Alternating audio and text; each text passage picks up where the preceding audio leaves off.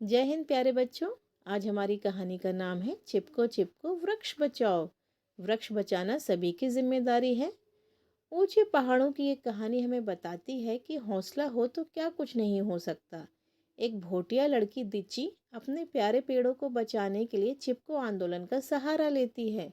उनके गांव में हर कोई जानता है कि जीवन की सब जरूरी चीजें पेड़ों से आती हैं। अलकनंदा नदी के हिमालय क्षेत्र में पेड़ों के भारी कटाव से 1970 के दशक में बहुत बाढ़ आई। इसने पेड़ों से लिपटकर उन्हें काटने से बचाने के आंदोलन को जन्म दिया। दिल को छू ले जाने वाली कहानी है ये। इसको पढ़िए और देखिए कि एकता की क्या ताकत होती है। कहानी का नाम है चिपको चिपको वृक्ष बचाओ। कहानी को लिखा है जयंती मनोकरन ने। चित्र भी जयंती मनोकरन ने बनाए हैं और अनुवाद किया है ऋषि माथुर ने। धूम धड़ाका धूम धड़ाका धूम धड़ाका धूम। अनगिनत भेड़ें उसके पसंदीदा मोहिन के पेड़ के इर्द गिर्द मिमिया रही थी, जबकि दिची उसी पेड़ की काफी ऊंचाई वाली एक डाल पर घुटनों के बल लटकी झूल रही थी। उससे होड़ लगाने वाले उसके तीनों भाई चौड़े तने वाले उसी पेड़ पर चढ़ने में जुटे थे। दिची, चीड़, बाज, देवदार और मोहिन के पेड़ों के जंगल में गूंज उठा दादा यानी उसके पिता की पुकार। आई दादा। दिची ने ढलान के नीचे एक झाड़ी पर ढोलक को फेंका और खुद चट्टानों पर फिसलते हुए वहां जा पहुंची। चल मेरे साथ दादी अम्मा के घर नदिया के पार। खच्चर पर लदा है उनके काम।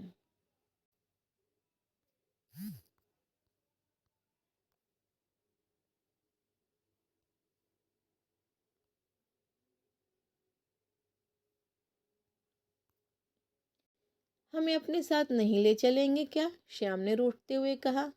अगली बार, दादा ने सख्ती से कहा। दादी अम्मा की तबीयत आजकल बहुत खराब है। दिची कुछ दिन वहीं रहेगी। पहले की तरह सेहतमंद होने तक वह उनकी देखभाल करेगी। दादा ने खच्चर की रास पकड़कर उसे नदिया की घुटनों तक गहरी धारा पार कराई।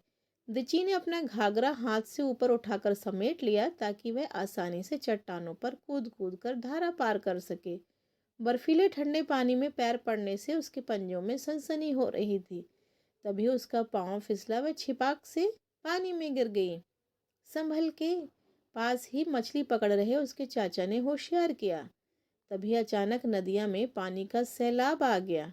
देखते ही देखते नदियां गरजने उफनने लगी और वे सब भयानक बाढ़ में फंस गए। चाचा दिची की बाह पकड़ने के लिए लपके। उसका बायां पैर बहाव के साथ लुढ़कते हुए आई चट्टान के नीचे फंस गया। नदी के उफान में दादा बस धुंधले से नजर आ रहे थे और उनकी आवाज भी पानी के शोर में दब गई थी। तेज बहाव में फंसकर खच्चर किसी तरह पैर जमाने की कोशिश करते और तैरते हुए दूसरे किनारे पर पहुंचे, जबकि उस पर लदा सारा सामान पानी में गिरकर बह गया था। मुश्किल से अपने पैर जमाए थे। मटमैले पानी से सराबोर होने के बावजूद उन्होंने अपनी पूरी हिम्मत जुटाकर किसी तरह दिची को बाहर निकाला। उसे अपने मजबूत कंधों पर डाल सीधे उसकी माँ के पास पहुंचाया। निढाल सी पड़ी अपनी बेटी को देख देख कर सुबकती रही उसकी माँ। दिची का बायां पैर दर्द से ऐसे फटा जा रहा था मानो हजारों सुइयां चुभ गई हों। उसे कपकपी छूटी जा रही थी और वह बेहोश हो गई। दिची को उसकी घबराई हुई माँ के हवाले करके चाचा लौट पड़े दादा की तलाश में। लेकिन दादा घर नहीं लौटे। जब उनकी लाश को नदी से निकालकर घर लाया गया तब दिची के दिल को डर के बेरहम पंजे ने जकड़ लिया। दिची खेल का सामान बनाने वाली उस कंपनी के बारे में अच्छी तरह जानती थी जो क्रिकेट के बल्ले और खेल का दूसरा सामान बनाने के लिए चीड़, बाज, देवदार और मोहिन के पेड़ काटने आते थे। ये लोग हमारे जंगलों को क्यों काट रहे हैं? क्या उन्हें दिखाई नहीं देता कि ऐसा करने से पहाड़ दरक जाते हैं और उनका मलबा नीचे आ जाता है? उन्हें नहीं पता कि पहाड़ दरकने से अचानक बाढ़ आती है जो पहाड़ों पर रहने वाले बेबस लोगों को बहा ले जाती है। ऐसी ही बाढ़ में तो दादा और दिची का बायां पैर चला गया। अब घुटनों से नीचे उसका पैर पूरी तरह सुन्न है। क्या दिची नदी के उस बर्फीले पानी को कभी भूल पाएगी? उसे अब भी लगता है कि वह बर्फीला पानी उसके कानों में भरा जा रहा है, उसकी नाक में घुसा जा रहा है, उसकी आंखों को धुंधलाता हुआ उसके सिर के ऊपर सिमट कर उसे कभी उबरने नहीं दिया। लेकिन नहीं, चाचा कहते हैं कि उसे अच्छी चीज़ों के बारे में सोचना चाहिए, अच्छाइयों पर ध्यान देना चाहिए। इससे उसके अंदर हिम्मत जाग जाती है और एक ऐसा जोश पैदा होता है जिससे उसके सारे डर पिघल कर बह जाते हैं। फिर उसकी माँ और भाई भी तो हैं। चाचा और चाची भी उन सबका ध्यान रखते हैं, उनके अपने बच्चे नहीं हैं। दिची अपने चाचा को अपने पिता समान मानती है, लेकिन जब उसने चाची को माँ से कहते हुए सुना, आपका देवर भला आदमी है, लेकिन जो चीज़ मुझे परेशान करती है वह है उसकी जुआ खेलने की आदत। यह एक ऐसी लत है जो किसी को बना भी सकती है और बिगाड़ भी सकती है, और हमारे हालात लगातार बिगड़ते जा रहे हैं।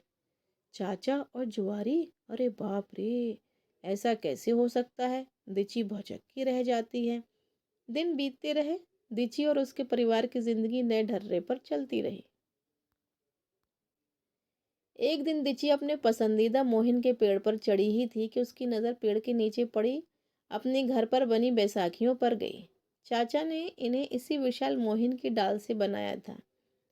मेरी डाल पतली है और मोटी भी, लंबी भी है, छोटी भी। उसे लगा जैसे पेड़ उसके कानों में फुसफुसा कर कह रहा हो, लेकिन मजबूती में मुझसे आगे नहीं है, दूजा जंगल में है। दिची और भी ऊंचाई पर चढ़ गई, जहां तने से एक ऐंठी हुई डाल निकली हुई थी।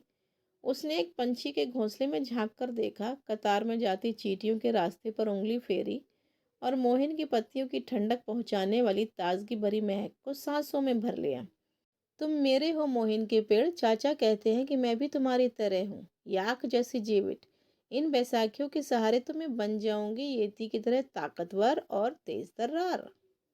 अरे दिची, सब लोग बैठक के लिए इकट्ठा हुए हैं, श्याम ने जोर से आवाज लगाई। दिची बिजली सी फुर्ती के साथ पेड़ के तनों के सहारे फिसलती हुई नीचे आई और अपनी बैसाखियां उठाकर श्याम के पीछे पीछे उस जगह की ओर चल पड़ी जहां गांव वाले इकट्ठा थे। गांव की बड़ी बुजुर्ग गौरी एक बहुत बड़े और छायादार पेड़ के नीचे मिट्टी के छोटे से चबूतरे पर बैठी थी। हम अनपढ़ सही लेकिन समझदार लोग हैं, गौरी ने कहा। हम सरकार को अपने अनमोल पेड़ नीलामी में किसी कंपनी को नहीं देने देंगे। जब ठेकेदार चांद कुल्हाड़ियों से लैस अपने लोगों के साथ आएगा तो हम जंगल में पहुंचकर चीड़, देवदार और मोहिन के पेड़ों से लिपट जाएंगे। किसी तरह की हिंसा का सहारा नहीं लिया जाएगा। गांव वालों की फौज चिपको आंदोलन के नारे लगाते हुए जंगल में घुस गई। दिची ने अपनी ढोलक साथ ले ली ताकि वह रबर की गेंदों की तरह कुलाचे भरते बच्चों के नारों की ताल के साथ ताल मिलाकर धमाल कर सके। धूम धड़ाका, धूम धड़ाका, धूम धड़ाका, धूम। क्या है जंगल के उपकार, दिची जोर से पुकार लगाती। मिट्टी पानी और बयार, मिट्टी पानी और बयार, जिंदा रहने के आधार। उसके पीछे उछलते कूदते चल रहे बच्चे एक स्वर में बोलते हैं। लेकिन कुल्हाड़ियों से लैस वर्दी पहने लोगों का दल उसके सामने था। भारी भरकम कद काठी वाला ठेकेदार चांद एक ऐसी ऊंची जगह पर खड़ा था और उन्हें कड़क आवाज में एक एक पेड़ पर बाकायदा खड़िया के घोल से काटने का निशान लगाने को कह रहा था। गुस्से से बौखलाए गांव वालों में अफरा तफरी मची थी। पेड़ काटने के लिए आए दल पर हावी होने की कोशिश में वह उन्हें दिखा दिखाकर अपने ढोल पीटते हुए चिपको आंदोलन के नारे लगा रहे थे। लिपट जाओ पेड़ों से, कटने से इन्हें बचा लो, अपने पहाड़ की है ये दौलत, लुटने से इन्हें बचा लो। धूम धड़ाक, धूम धड़ाक, धूम धड़ाका धूम। लेकिन गांव वालों की नारेबाजी का ठेकेदार चांद पर कोई असर नहीं था। जब कुल्हाड़ियों से लैस उसके आदमी बस में बैठकर वहां से जा रहे थे, तब भी वह दांत दिखाते हुए दुष्टता भरी हंसी हंस रहा था। अगले दिन कुछ ज्यादा ही चहल पहल मची थी, क्योंकि गांव के मर्द जाने की तैयारी कर रहे थे। दूर घाटी में सरकार की तरफ से एक फिल्म दिखाई जा रही थी।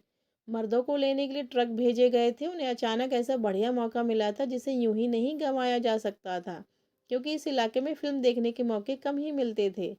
औरतें करघों पर बुनाई और घरेलू कामकाज में उलझी थीं। गांव के स्कूल में अच्छी हलचल थी। बच्चे स्लेट पर चीड़, देवदार और मोहिन जैसे पेड़ बना रहे थे।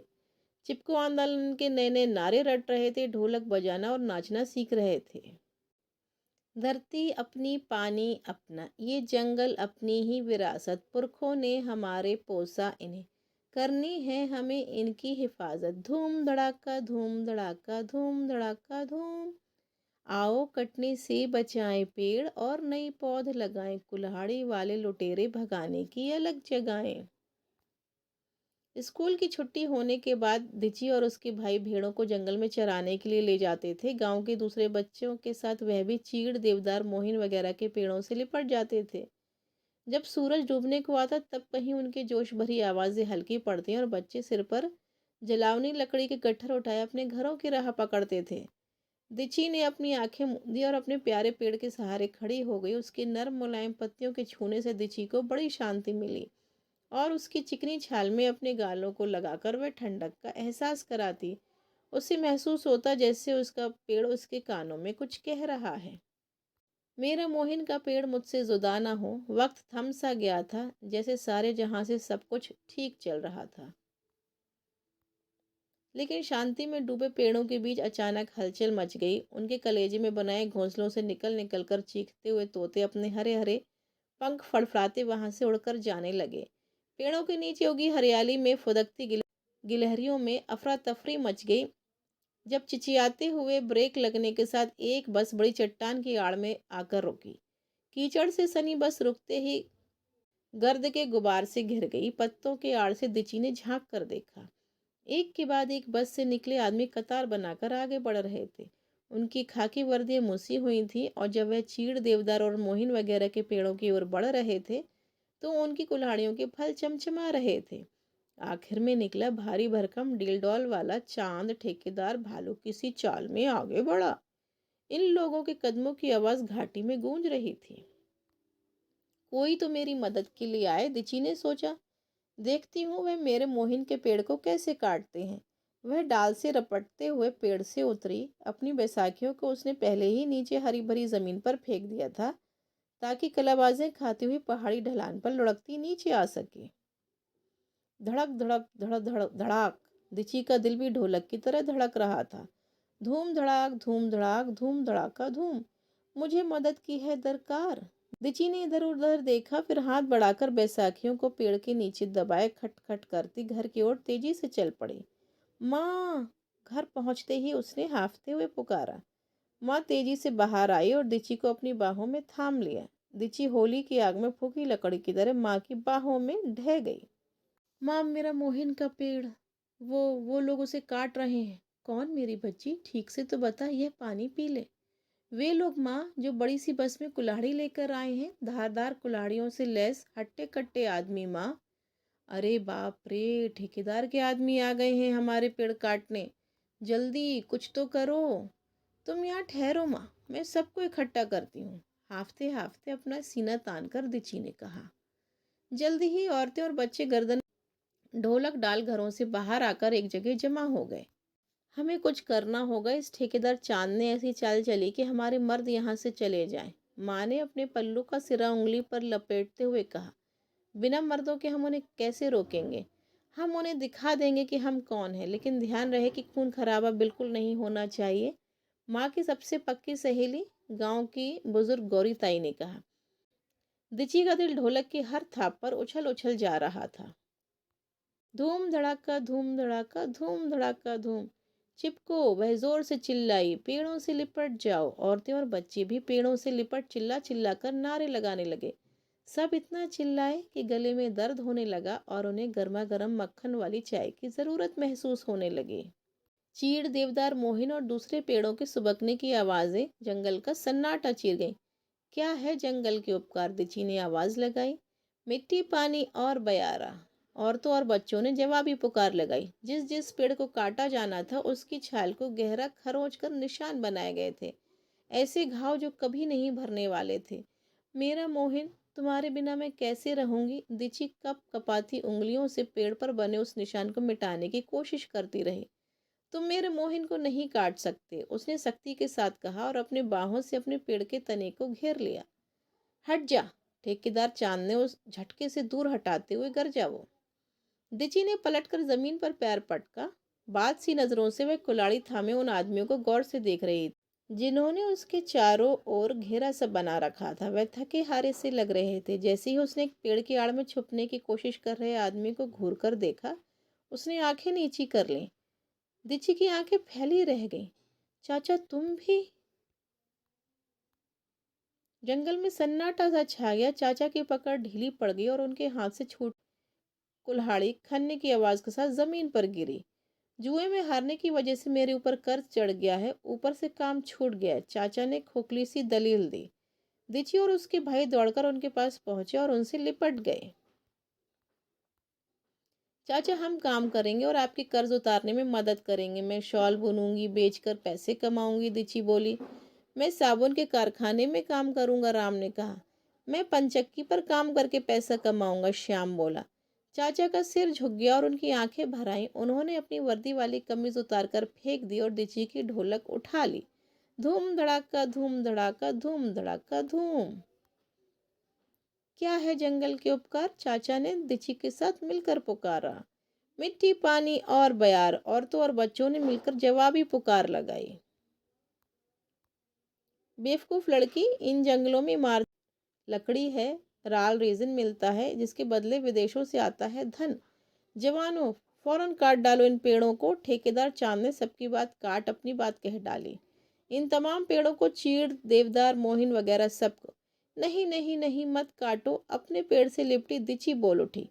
ठीक कहती है ये, चाचा बोल पड़े। बाढ़ ने इसके दादा को छीन लिया था। एक और आदमी ने कुल्हाड़ी जमीन पर गिरा दी, फिर दूसरे ने छोड़ी। एक एक करके सारे आदमी कुल्हाड़ी चलाने के बजाय वहां से चल दिए। धूम धड़ाका, धूम धड़ाका, धूम धड़ाका, धूम। चिपको, पेड़ों से लिपट जाओ, दिची ने पुकार लगाई। दूसरे लोगों की आवाजें भी चीड़, देवदार, मोहिन वगैरह के पेड़ों के बीच गूंज उठी। भारी सी आवाजें, नारे लगाने से सबके गले जो बैठ गए थे। अगर यह जंगल कट गया तो हमारे गांव का भी सफाया हो जाएगा, माँ बोली।